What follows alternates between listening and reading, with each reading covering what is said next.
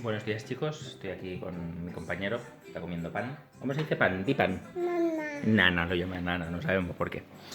Y acabo de grabar un vídeo para los de primero de la ESO contándoles un mito, el mito de Ganímedes. No sé si lo conocéis, si no lo conocéis, ved ahí, id al refugio 1B para poder verlo.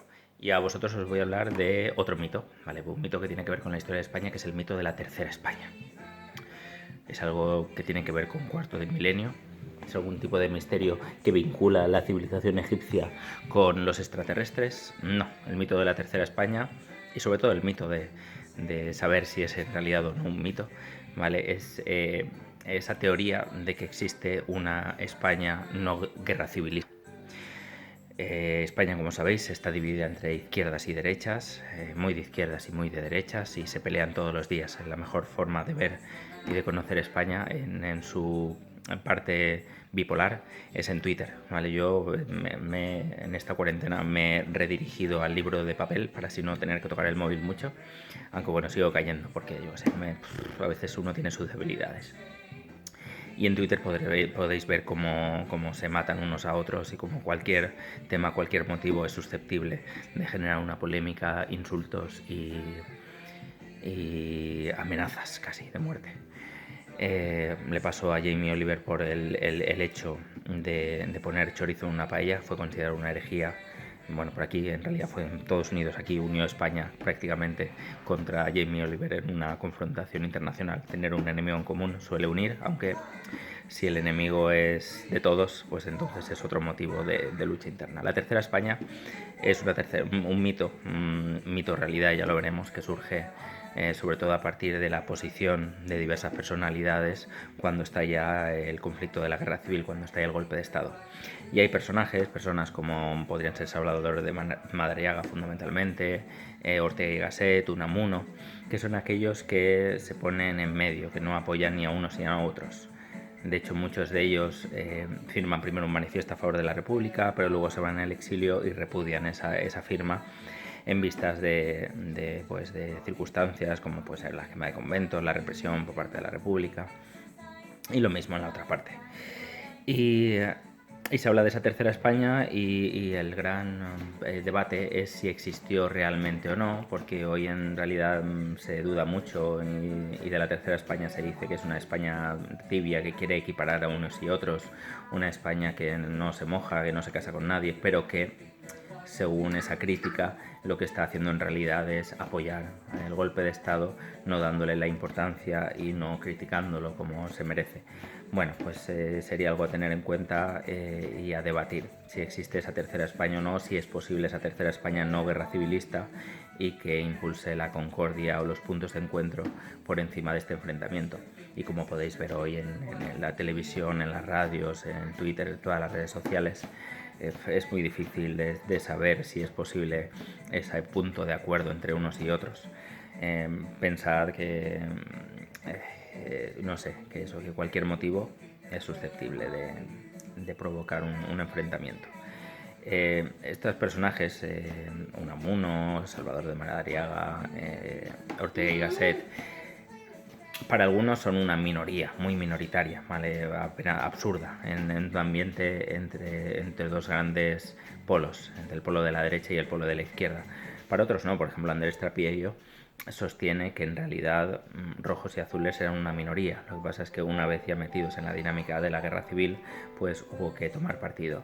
Y esa España de en medio pues tuvo que elegir entre unos y otros y habitualmente lo hizo dependiendo de dónde se encontrara en pleno golpe de Estado. Si se encontraba una zona que aceptó el golpe de Estado y lo secundó, pues entonces estaban en esa España, y si estaban en la España republicana, pues eso, fuente de debates. Y yo en ese sentido, pues fijaos, yo cuando fui a la carrera de Historia, en el edificio de Blasco Ibáñez, creo que tiene 7 pisos y cada piso estaba asignado a un departamento. Y estaba por orden cronológico, en la parte baja prehistoria, historia antigua, historia medieval, historia moderna e historia contemporánea. Y reparé un día en que había como una alternancia de posiciones políticas. Por ejemplo, en la prehistoria solía haber profesores, sobre todo en un departamento muy de izquierdas, ¿vale? Luego saltamos a la historia antigua departamento bastante de derechas, de las grandes civilizaciones, los cimientos de Europa, de la civilización. Luego pasábamos a la historia medieval, volvíamos a la izquierda, y una izquierda sobre todo de tipo nacionalista, que buscaba las raíces de la nación, de las distintas nacionalidades, de los hechos característicos de cada una de las zonas. Luego pasábamos a la historia moderna, la historia de los grandes imperios, del imperio que nunca se pone el sol, Carlos V, Felipe II, reyes fascistas para algunos, pues eso, departamento de derechas. Luego íbamos a contemporánea y nuevamente de izquierdas. Vale, fijaos, y esa alternancia que no es casual, y seguramente es porque cada uno de estos episodios es utilizado y sigue siendo útil. El pasado es utilizado por unos y por otros. La prehistoria, por ejemplo, pues la prehistoria, que es el primer paso y que en realidad pues no tendría que tener mucho debate político, pues algunos sí que lo convierten en un hecho político, sobre todo en el sentido de la España prehistórica es España o no lo es. Es decir, podemos hundir las raíces de España o de Cataluña o de la Comunidad Valenciana o del País Vasco en la prehistoria, o no tiene ningún sentido hacer eso. Ahí ya tenemos un debate. Y luego, historia antigua, pues lo mismo. La Hispania había un sentido nacional, no lo había. Fijaos que el nacionalismo lo invade todo, es como la religión. No hay tema que no pueda aparecer como una excusa para hablar de religión, igual que no hay ningún tema que no pueda aparecer como una excusa para hablar de la nación, del nacionalismo, del sentimiento de pertenencia. ¿Por qué? Porque habla de nosotros. Y es una... Y yo sabéis que soy muy antinacionalista, creo que el nacionalismo es la peste que iba a decir de nuestro siglo, ¿no? Desgraciadamente de nuestro siglo, del anterior y del otro también, del 19. ¿Por qué? Porque eso es una vida en pequeño, es como el fútbol. Es decir, el fútbol te reduce la realidad a tu equipo, que son los tuyos, y luego tienes que ir contra los otros. Tienes tus aliados, equipos que te caen mejor, luego están los equipos irreconciliables contigo. La dinámica Madrid-Barça. Y bueno, y se están con sus alegrías, sus penas. Cada semana hay un partido en el cual pues se resuelven asuntos o se derivan otros. Y bueno, y yo cuando tenía vuestra edad, yo pensaba que nunca iba a dejar de leer el Marca, porque pues, eso era impensable. O sea, yo tenía que saber qué hacía el Madrid, los debates que había. Pues ahora ya no lo leo, evidentemente, y casi no sigo el fútbol. Es una visión en pequeño. Perdón, es una visión en pequeño, y el nacionalismo igual. El nacionalismo es simplificar al máximo las posiciones políticas y el ser de uno, ¿vale? Tú eres de donde eres. Tú eres español, tú eres vasco, tú eres catalán, tú eres gallego. Y eso te da unas características y te posiciona respecto a la vida y respecto a muchos temas de una forma o de otra. El ser, el Volksgeist, el espíritu del pueblo. Que está presente en nosotros, aunque nosotros no queramos, porque está en nuestra sangre y está en nuestra esencia que nos hace humanos. ¿Y por qué he ido aquí así por el mito de la Tercera España? Bueno, no sé, he derivado. La Tercera España es eso. La Tercera España es posible, es un mito o es realidad. O la mayoría de nosotros está situada en una zona de moderación que no se casa ni con unos ni con otros. Yo lo veo complicado. De hecho, si vamos a poner aquí un simbolito, cuidado que el profesor está opinando, no tomad esto en serio. Yo creo que es muy difícil.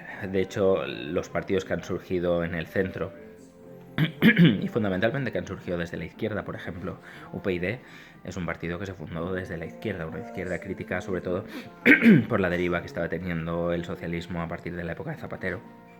O Ciudadanos, también un partido surgido desde la izquierda, sobre todo desde, iba a decir facciones, pero facciones es muy militarista, sobre todo posiciones del Partido Socialista de Cataluña que no estaban de acuerdo con las cesiones que se estaba haciendo al nacionalismo por parte de la izquierda. Vale, pues, los nombres, UPyD, pues está Rosa Díez, está Sabater, está Martínez Gorriarán, Irene Vallejo, iba a decir, Irene Vallejo es una escritora que tiene mucho éxito con un libro que se llama El infinito en un junco, que no lo tengo ahí para leer, pero no lo he leído todavía. Se llama La política, Irene, no me acuerdo, que ahora está en el Partido Socialista, o sea, para que veáis. Y Ciudadanos igual, fundadores de Ciudadanos, pues casi todos procedentes de la izquierda: Félix de Azúa, Arcadio Espada, Albert Boadella, todos ellos que habían tenido posiciones antifranquistas en su juventud, que habían estado posicionados a la izquierda y de hecho muy a la izquierda, cercanos al Partido Comunista. Y esos partidos, tanto UPyD como Ciudadanos, surgieron de ahí, y surgieron con una voluntad de establecer un partido de centro y de una característica fundamental que era su antinacionalismo, el proclamar la igualdad de todos independientemente de tu lugar de nacimiento, independientemente de tu posición social, ¿vale? Igualdad por encima de privilegio. ¿Qué pasa? Pues que en su deriva, tanto de un partido como de otro, la izquierda lo ha posicionado no en el centro, evidentemente, sino en la extrema derecha. ¿Vale? Son partidos, y a UPyD y a Ciudadanos se les criticó eso, se les criticó que habían ido incluso más a la derecha que el Partido Popular, ¿vale? También dependiendo de sus intereses. Cuando a la izquierda le sirvió UPyD o le sirvió Ciudadanos, pues bueno, dijo, oye, pues estamos aquí el partido bisagra, capaz de llegar a acuerdos frente a la cerrazón del Partido Popular.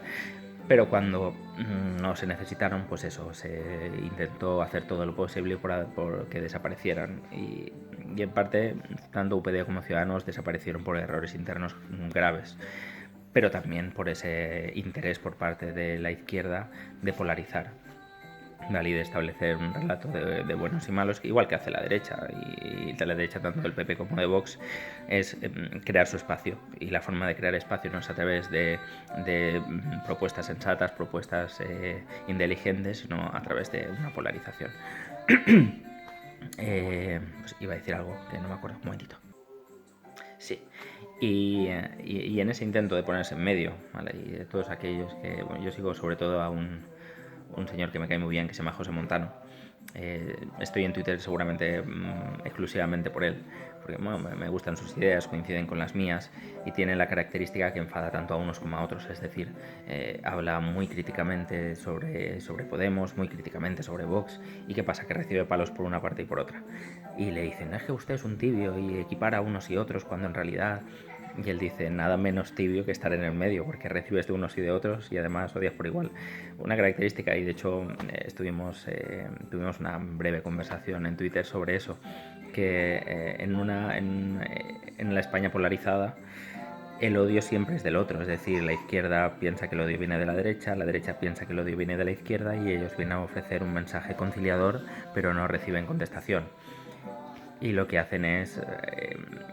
participar de altavoces de opiniones del contrario para ridiculizarlas y para generar odio entre sus propias filas, y es un odio bidireccional, va de la izquierda a la derecha y de la derecha a la izquierda.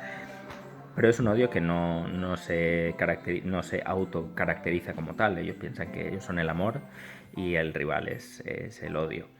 Sin embargo, los que estamos en el medio, pues odiamos a ambos por igual, a unos y a otros, y es un amor consciente de serlo, y es un odio profundo a esas posiciones extremas, irreconciliables e incapaces de establecer un diálogo racional sobre las cosas.